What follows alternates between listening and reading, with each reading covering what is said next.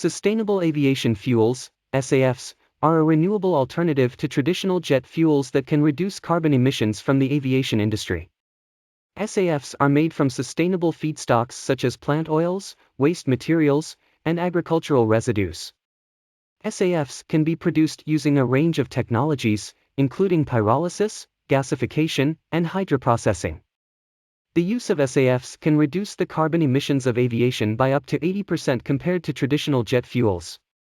The aviation industry aims to have SAFs make up 10% of jet fuel use globally by 2030. Airlines such as United, Delta, and Lufthansa have already begun using SAFs on some of their flights.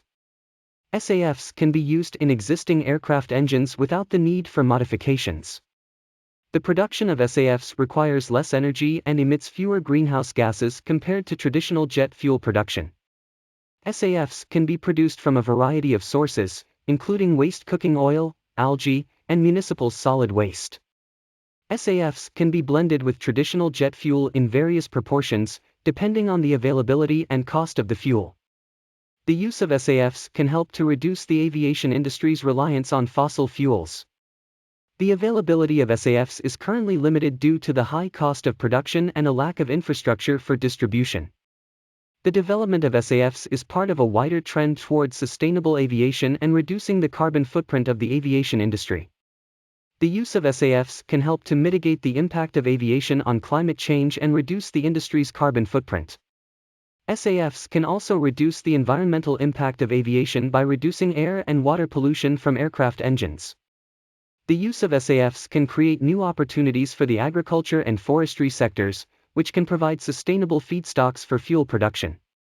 The development of SAFs requires collaboration between airlines, fuel producers, and governments to create policies and incentives to support their production and use.